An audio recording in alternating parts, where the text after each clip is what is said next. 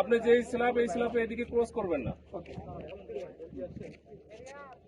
যে আমাদের মাননীয় প্রধানমন্ত্রী এবং বর্তমান সরকার আমাদের এখানে একটা বিমান বাহিনী ঘাঁটি করার জন্য যে প্রাথমিক অনুমোদন সেটা আমাদেরকে দিয়েছেন আলহামদুলিল্লাহ, এবং এখানে আমরা অচিরেই আমাদের বিমান বাহিনী ঘাঁটি প্রস্তুত করার ব্যবস্থা করব। এবং সাথে আমার সাথে আজকে মাননীয় মন্ত্রী বেসামরিক বিমান চলাচল কর্তৃপক্ষ এবং প্রতিমন্ত্রী মহোদয় আছেন এবং এলজিআরডি প্রতিমন্ত্রী আছেন আমাদের সাথে, এবং এমপি আছেন, এখানকার যারা লোকাল আছেন ওনারা এসে সরেজমিনে দেখতে এসছেন আমাদের এখানে আন্তর্জাতিক বিমানবন্দর কিভাবে করা যায় সে ব্যাপারে আপনাদেরকে ওনারা বলবেন।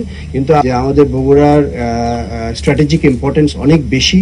এখানে আমরা চাই একটা অত্যাধুনিক বিমান ঘাঁটি প্রস্তুত করার জন্য, যেখানে আমাদের অত্যাধুনিক জঙ্গি বিমান আসবে অবশ্যই, এবং এই ব্যাপারেও আমাদের সরকারের অনেক আমাদেরকে সহযোগিতা করছেন। ইনশাল্লাহ আমরা অচিরেই আপনাদেরকে শুভ সংবাদ দিতে পারবো। কিছুদিন আগে এখানে উনি এসেছিলেন, বগুড়াবাসীর কাছে উনি বলে গিয়েছিলেন যে এখানে আন্তর্জাতিক বিমানবন্দর হবে, সেটার লক্ষ্যে আজকে আমাদের এখানে আসা।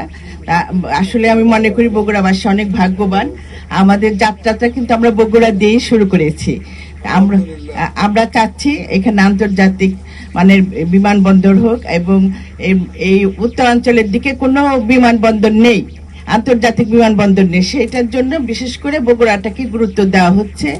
আমরা পাশাপাশি আন্তর্জাতিক বিমানবন্দরের পাশাপাশি আমরা যেটা এখন পরিকল্পনা নিয়েছি যে আমরা একটা ফ্লাইং একাডেমিটা চালাবো, কারণ আমাদের পাইলটের অনেক দরকার।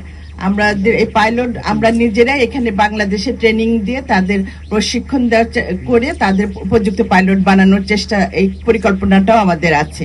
আপনারা দোয়া করবেন।